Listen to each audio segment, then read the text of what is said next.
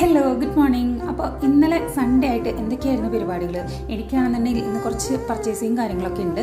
School തുറക്കാണല്ലോ, അപ്പോൾ സ്കൂളിലേക്കുള്ള കുറച്ചധികം സാധനങ്ങൾ വാങ്ങിക്കാനുണ്ട്. അപ്പോൾ വെക്കേഷനായിട്ട് അവൻ എൻ്റെ വീട്ടിലാണ്. അപ്പോൾ ഇന്ന് ഇവിടേക്ക് ലാൻഡ് ചെയ്യും. അപ്പോൾ അതിന് മുന്നേ കുറച്ച് കാര്യങ്ങളോട് ഉണ്ടായിരുന്നു കേട്ടോ.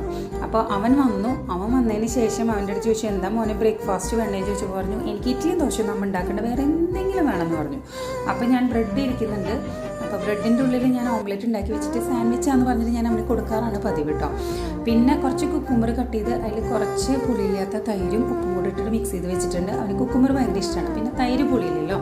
അപ്പോൾ അങ്ങനെ ഞാൻ ഈ ബ്രെഡിൻ്റെ ഉള്ളിൽ ഈ ഓംലേറ്റും വെച്ചിട്ട് അവന് ബ്രേക്ക്ഫാസ്റ്റ് ആക്കിയിട്ട് കൊടുത്തു കേട്ടോ. കൂടെ ഈ കുക്കുംബർ സലാഡും കൊടുത്തിട്ടുണ്ടായിരുന്നു. പിന്നെ കുറച്ച് കഴിച്ച് ബാലൻസ് വന്നത് ഞാൻ എൻ്റെ ബ്രേക്ക്ഫാസ്റ്റായിട്ട് കഴിച്ചു. പിന്നെ നമുക്ക് ഉച്ചയ്ക്കൊന്ന് പുറത്ത് പോകേണ്ട ആവശ്യമുണ്ടായിരുന്നു. അപ്പോൾ ഉച്ചയ്ക്ക് നമ്മൾ ചോറും ചിക്കനാണ് കഴിച്ചത് കേട്ടോ. പിന്നെ അവിടെ നിന്ന് നമ്മൾ പോകാനായിട്ട് ഇറങ്ങി. പിന്നെ സാധനങ്ങൾ മേടിക്കാൻ നമ്മളിവിടെ തൃശ്ശൂർ തന്നെ ഈസ്റ്റ് ഫോർട്ടിൽ റിലയൻസ് ഉണ്ട്. നമ്മൾ അവിടെയാണ് പോകാറുണ്ടായിരുന്നത്. അപ്പോൾ വലിയ തിക്കും തിരക്കും കാര്യങ്ങളൊന്നും ഉണ്ടായിരുന്നില്ല. ഇതൊക്കെ കാണുമ്പോൾ സത്യത്തിൽ നമുക്ക് നമ്മുടെ കുട്ടിക്കാലം ഓർമ്മ വരാണ് കേട്ടോ.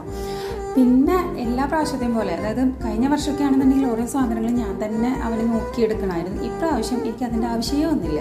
അവന് ആവശ്യമുള്ള സാധനങ്ങൾ അവൻ തന്നെ എടുത്തു കൊണ്ടുവന്ന് തന്നിട്ടുണ്ടായിരുന്നു. അപ്പോൾ ഞാൻ ചിന്തിച്ചൊരു കാര്യമാണ്, ഞാൻ തന്നെ പർച്ചേസ് ചെയ്യായിരുന്നു നല്ലതെന്നുള്ളത്. അങ്ങനെ നമ്മളത് കഴിഞ്ഞ് അവിടെ നിന്ന് ഇറങ്ങി. പിന്നെ ബുക്സൊക്കെ പുറത്തുനിന്നാണ് കേട്ടോ വാങ്ങിച്ചത്.